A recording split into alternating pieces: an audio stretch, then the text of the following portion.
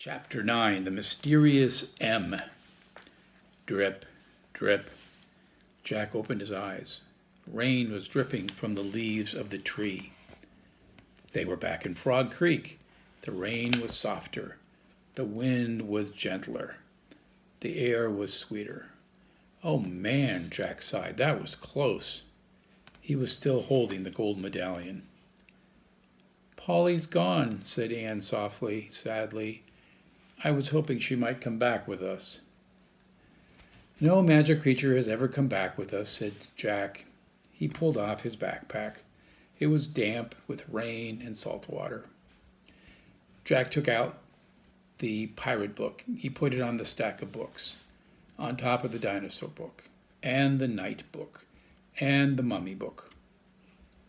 Then Jack put the gold medallion beside the bookmark with the letter M. Next he went down on his knees and he ran his finger over the shimmering M on the floor. We didn't find any M's on this trip, he said. Or the M person, said Annie. Squawk! Polly, Annie cried. The parrot rushed into the treehouse. She perched on a stack of books. Polly looked straight at Jack.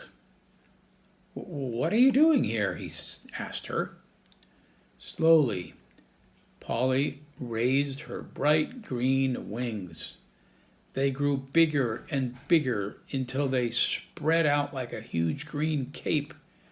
Then in a swirl of color, in a blur of feathers and light, in a flapping and screeching and stretching and squawking, a new being took shape.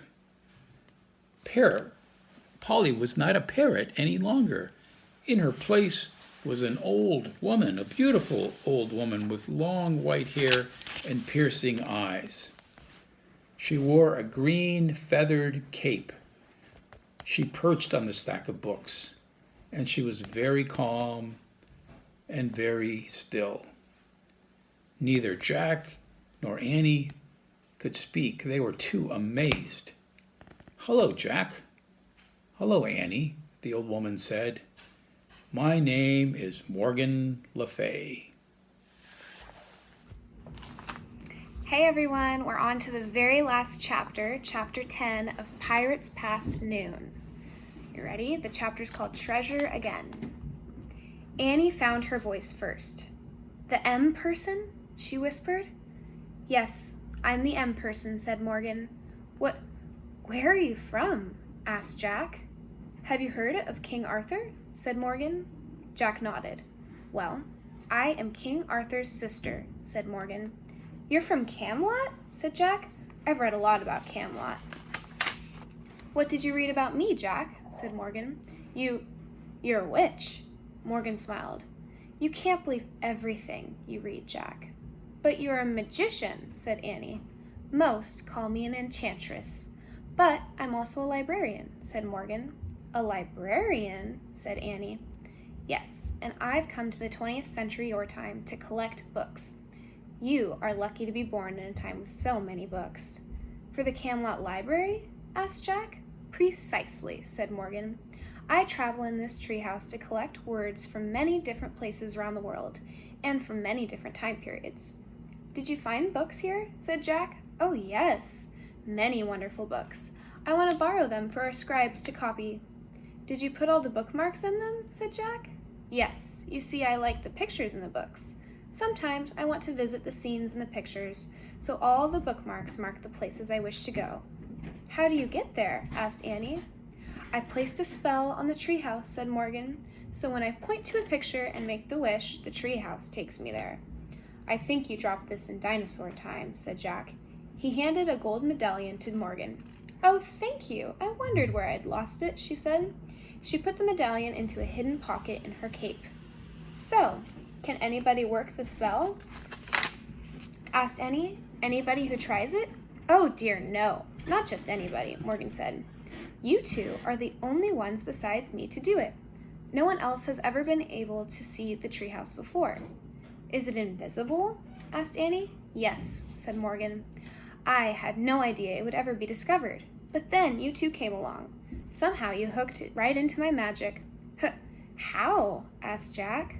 Well, for 2 reasons, I think, explained Morgan.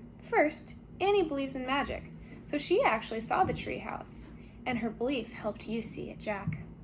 Oh man, said Jack. Then you picked up a book, Jack, and because you love books so much, you caused my magic spell to work. Wow, said Annie. You can't imagine my dismay when you started to take off the dinosaur times. I had to make a very quick decision, and I decided to come along. Oh, so you were the Peridon? Said Annie. Morgan smiled. And the cat? And the knight? And the Polly? Said Annie. Yes, Morgan said softly. You were all these things to help us? Asked Jack. Yes, but I must go home now. The people in Camelot need my help. You're leaving? Whispered Jack. I'm afraid I must, said Morgan.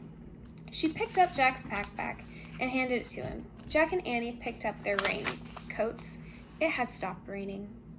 You won't forget us, will you? Asked Annie as they put their raincoats on. Never, said Morgan. She smiled at both of them. You remind me too much of myself. You love the impossible, Annie, and you love knowledge, Jack. What better combination is there? Morgan Le Fay touched Annie's forehead gently, and then Jack's. She smiled. Goodbye, she said. Goodbye, said Annie and Jack. Annie left the treehouse first. Jack followed. They climbed down the rope ladder for the last time. They stood below the oak tree and looked up. Morgan was looking down out the window. Her long white hair blew in the breeze. Suddenly, the wind began to blow. And here's a picture, and you can see this is Morgan up here, and Jack and Annie down here. That's the treehouse.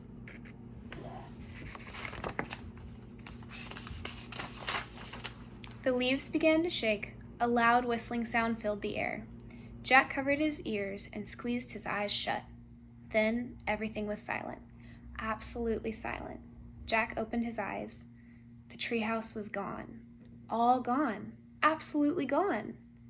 Annie and Jack stood a moment staring up at the empty oak tree, listening to the silence. Annie sighed. Let's go, she said softly. Jack nodded. He felt too sad to speak. As they started walking, he put his hands into his pockets. He felt something. Jack pulled out the gold medallion. Look, he said. How did... Annie smiled. Morgan must have put it there, she said. But how? Magic, said Annie. I think it means she'll be coming back. Jack smiled. He clutched the medallion as he and Annie took off through the wet, sunny woods. As they walked, the sun shined through the woods, and all the wet leaves sparkled. Everything, in fact, was shining. Leaves, branches, puddles, bushes, grass, vines, wildflowers, all glittered like jewels, or gleamed like gold. Annie had been right, thought Jack.